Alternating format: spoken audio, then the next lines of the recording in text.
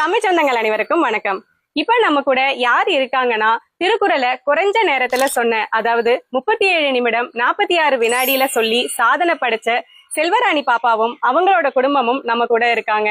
அவங்க கிட்ட நாம பல சுவாரஸ்யமான தகவல்களை கேட்டு தெரிஞ்சுக்கலாம் வாங்க.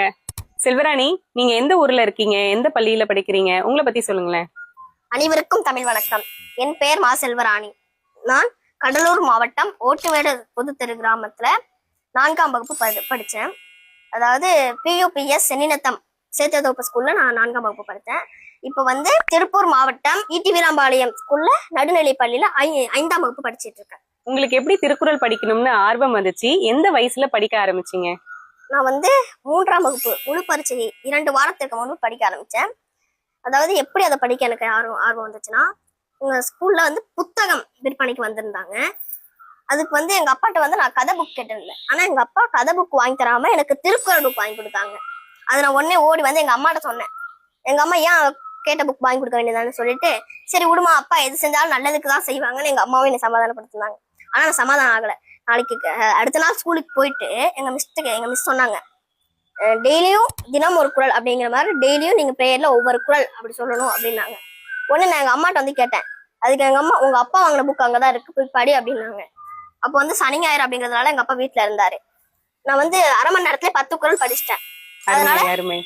அதனால எங்க அப்பா எங்க அம்மாட்ட சொன்னாரு, நீ எந்த வேலையும் பார்க்க வேணாம், வீட்டு வேலை, நீ அவளுக்கு சொல்லி கொடுக்குற வேலையை மட்டும் பாரு அப்படின்னாரு. சொல்லி கொடுக்குற வேலையை மட்டும் பாருனோடனே நானும் அதை படிக்க ஆரம்பிச்சிட்டேன். டெய்லியும் காலையில எந்திரிச்சு படிக்க ஆரம்பிச்சேன். அருமைடா, ரொம்ப அழகா சொன்னீங்க. உங்களுக்கு யார் திருக்குறளை சொல்லி கொடுத்தது?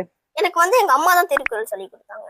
ஓகே, நீங்க வெளியே எங்கேயும் படிக்கல, அம்மா தான் முழுக்க சொல்லி கொடுத்தாங்க. ஆசிரியர்கள் யாரும் சொல்லி தரல, எங்க அம்மா மட்டும் தான் சொல்லி. அருமை. எங்க அப்பா வேலைக்கு போனப்ப வீட்டு வேலையெல்லாம் எங்க அப்பாவே பார்த்து வச்சுட்டு போனேன். எங்க அம்மா டெய்லியும் காலையில எழுந்திரிச்சு எனக்கு எங்க அம்மா தான் சொல்லி. அருமை. உங்க அப்பா உங்க அம்மாக்கு அப்ப ஒரு பெரிய உறுதுணையா இருந்து உங்களை படிக்க வச்சிருக்காங்க. எங்க அம்மாவும் எனக்கு படிக்க வச்சாங்க, எங்க அப்பாவும் எனக்கு படிக்க. சிறப்பு. ஒரு நாளைக்கு எவ்வளவு குறள் படிப்பீங்க, எவ்வளவு நேரம் படிப்பீங்க, அதை பத்தி சொல்லுங்களேன். சனி ஞாயிறு அப்படின்னு எடுத்துக்கிட்டா 50 குறள் படிப்பேன். அருமை. பள்ளிக்கு போற நேரத்துல காலையில எந்திரிச்சு ஒரு 10 குறள் சொல்றது, அந்த 10 குறளே சாயந்தரமும் படிக்கிறது அப்படிங்கிற மாதிரி பண்ணுவேன். எங்க அம்மாவும் எனக்கு என்னென்ன தேவை அப்படிங்கறத பார்த்து என்னை ஒரு ஜாலியா இந்த மரத்துல உட்காந்துட்டு அப்படியே கதை பேசிட்டு ஒரு குறள் சொன்னா அதுக்கு ஏதாவது ஒரு கதையை சொல்லி அப்படியே ஜாலியா நீ படிக்க வச்சேன். செல்வராணி, முற்றோதல் பண்ணிட்டீங்களா? நான் முற்றோதல் பண்ணிட்டேன். ஓகே, எந்த வயசுல பண்ணீங்க?